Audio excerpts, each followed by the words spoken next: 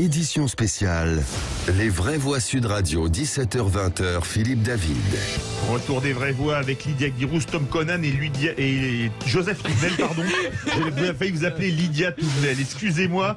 La team. Oui, on parlait hier des difficultés de nos agriculteurs. Il y a un secteur dans lequel la France pourrait être mise en difficulté avec la guerre en Ukraine. Ce sont les engrais, notamment. Nous sommes en compagnie de Clément Lefournis, cofondateur d'Agriconomie. Bonsoir Clément Lefournis. Bonsoir. Quelles sont les positions de l'Ukraine et de la Russie en termes d'exportation d'engrais ? Alors aujourd'hui, il y a une exportation d'engrais qui est importante. Comme vous le savez, on a 3 types d'engrais. On va avoir ce qu'on appelle les engrais azotés, les engrais phosphatés, les engrais potassiques. Dans tout ce qui est engrais azoté, il faut savoir que 60 à 70% du coût finalement de l'engrais, c'est de l'énergie, et en particulier du gaz. Donc aujourd'hui, les importations qu'on pouvait faire de gaz et autres, si demain sont stoppées, puisque l'Europe importe quasiment 35% de son gaz en provenance donc de la Russie, de la Biélorussie, on pourrait avoir effectivement une grosse augmentation de la part des engrais, étant donné que c'est l'une des matières premières à la base de la constitution de l'engrais. À cela s'ajoute également autre chose, puisque on retrouve énormément de mines de potasse en Russie, ce qui est un élément majeur dans la nutrition des plantes pour le monde agricole. Et aujourd'hui, la Russie faisait partie de nos partenaires essentiels pour la livraison d'engrais sur le continent européen, en Europe en tout cas, et aujourd'hui effectivement ça va nous empêcher de pouvoir acheter comme on le souhaitait les engrais pour cette campagne et peut-être pour la prochaine campagne. Et comment cette guerre peut jouer un rôle sur les productions françaises ? Alors comment cette guerre peut jouer un rôle sur les productions françaises, c'est assez simple. En France, on produit quelques millions de tonnes de blé, 60 millions en l'occurrence. Il y en a 50% qui partent à l'export, 50% qui restent sur le territoire 60 français. millions de tonnes de blé, la France ? Je croyais qu'on exactement. Ah bon, je croyais que c'était moins, c'est pour ça, allez-y. Et donc, à partir de ce moment-là, quand on a donc la production française, si on met un tout petit peu moins d'azote, on va avoir moins de production. Alors ça, pour les Français, en tout cas, c'est pas vraiment problématique, dans le sens où finalement les Français, on va pas mourir de faim demain, puisque 50% de nos productions partaient à l'export. Non, là où on va avoir de l'impact, c'est effectivement sur le coût de production, puisque on était l'année dernière, par exemple, pour vous donner un ordre d'idée, on était à 150 € la tonne d'engrais. Oui. Et aujourd'hui, c'est aux alentours de 600 € la tonne d'engrais. Donc, en termes de charge de structure, les exploitations se retrouvent avec une augmentation de leur charge de structure très conséquente. Ce qui fait que on aura également des répercussions sur le cours du blé, étant donné que la Russie et l'Ukraine sont aussi de gros exportateurs.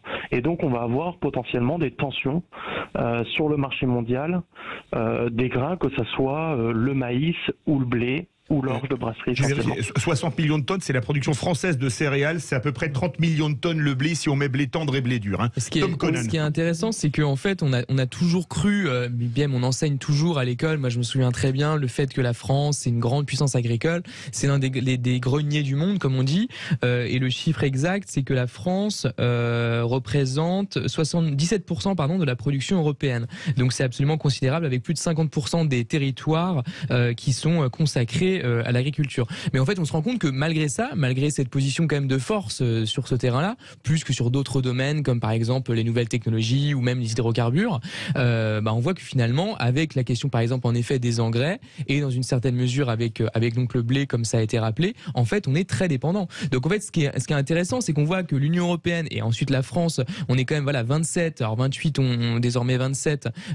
Donc l'autosuffisance est censée être assurée, mais en réalité, cette autosuffisance dépend aussi d'autres matières dont on dépend, comme par exemple les engrais. Donc en fait, on voit que finalement l'importance stratégique de la maîtrise des matières premières est absolument centrale. C'est pas du tout un élément qui est forcément mis en avant comme étant premier dans les discours, dans les débats par exemple de la présidentielle aussi. Ça va peut-être le devenir in extremis quelques semaines avant le premier tour. Clément Lefournis.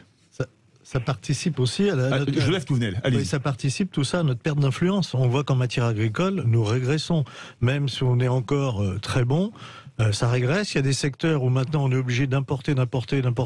Alors ça fait peut-être plaisir à Sandrine Rousseau et à d'autres, mais c'est la viande. On n'est plus capable de la produire. Et je rappellerai que l'Union européenne ne nous a pas du tout protégés, bien au contraire, en passant des accords qui permettent à des bovins qui sont élevés avec des produits pharmaceutiques du côté de l'Argentine ou du Brésil, etc., de venir sur nos territoires, alors que nos propres agriculteurs, et à juste titre, n'ont pas le droit d'employer ces produits. C'est un petit problème. Je voulais rappeler un rapport du Sénat justement sur ce point-là qui rappelle que il y a un excédent agricole qui va disparaître très bientôt. Il a été divisé par 2 en fait l'excédent agricole entre 2001 et 2017. Donc c'est un recul qui est historique et à ce rythme de décroissance, c'est encore une fois un rapport du Sénat qui est disponible en ligne. La France constatera son premier déficit agricole en 2023. Donc c'est-à-dire vraiment demain. C'est quand même terrible, alors qu'on était le grenier de l'Europe. Clément Le Fournis. Et effectivement, nous, on est très attentifs par rapport à ça. Je vais reprendre sur la hausse des engrais parce que c'est un élément qui est majeur. La hausse des engrais peut effectivement entraîner une hausse par conséquent des grains, ce qui a aussi d'énormes répercussions sur l'élevage français parce qu'aujourd'hui, on importe de l'alimentation pour les élevages français. Donc on va augmenter en plus les charges de production des éleveurs qui aujourd'hui, malheureusement, ont déjà du mal à boucler les fins de mois. Donc effectivement, un protectionnisme avéré sur le territoire français serait le bienvenu, en tout cas pour protéger les agriculteurs et les éleveurs français, puisqu'aujourd'hui on se retrouve un petit peu dans l'impasse, quoi. On importe un petit peu n'importe quoi sur le territoire français, des choses qui ne respectent pas les normes, des choses que le consommateur n'accepte ou n'accepterait pas de manger s'il connaissait les méthodes de production. Et donc c'est vrai qu'aujourd'hui on a une agriculture française plutôt respectueuse de l'environnement et également un élevage plutôt respectueux du bien-être animal par rapport à tout ce qu'on peut voir ailleurs. Et ça c'est le dommage aujourd'hui de le sacrifier avec des importations de produits, un qui ne respecte pas les normes ou deux qui ne respectent pas une éthique de production que demande le consommateur français. Doit-on s'attendre à une crise majeure du secteur agricole français ? Je dirais pas une crise majeure du secteur agricole français, je dirais plutôt une reconsidération de la manière dont on travaille. Aujourd'hui, est-ce que l'agriculture française est une agriculture qui doit forcément exporter une grosse partie de sa production en blé, par exemple? Ça, c'est une vraie question. Est-ce que demain, le secteur français va pas évoluer vers une approche beaucoup plus qualitative, chose qu'elle a déjà commencé à faire depuis des années. L'agriculture française, je le répète, quand je dis qu'elle est respectueuse de l'environnement, je crois que c'est la 6e année consécutive où le modèle agricole est élu modèle agricole le plus durable au monde. Donc c'est pas pour rien, c'est qu'on a vraiment quelque chose à jouer là-dedans. Donc peut-être que demain, l'objectif, ça serait produire moins et mieux valoriser la production. Lydia Guérousse. Avec la crise de la Covid, il y a eu un sujet qui a été remis sur la table, c'est la réindustrialisation de la France et la production française. On s'est retrouvé à ne plus avoir la capacité de produire certains médicaments, même le Doliprane, on était dépendant de l'Inde. D'Inde et de Chine, oui.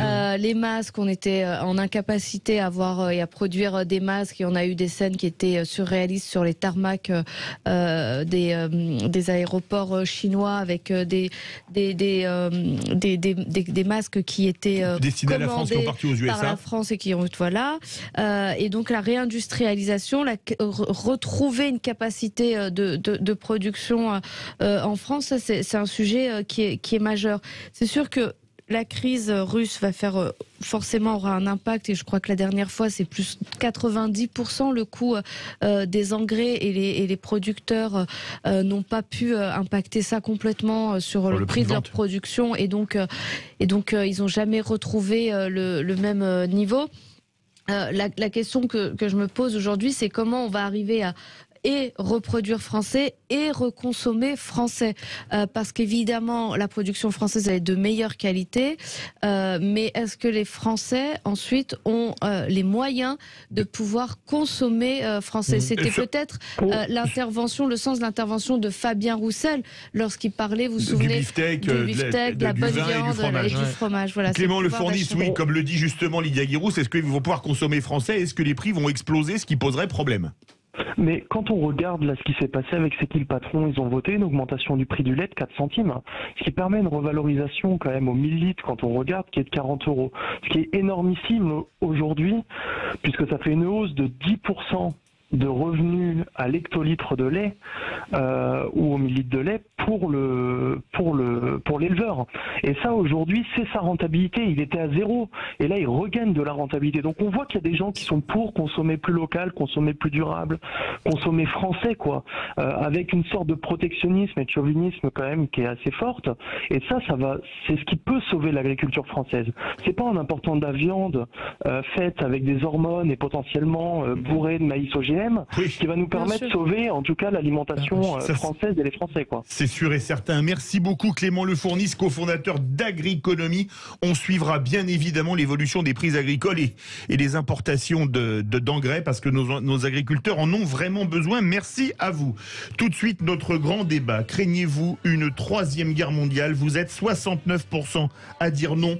On va en débattre avec Claude Blanche-Maison, ancien ambassadeur de France à Moscou, sous Vladimir Poutine. Restez bien avec nous.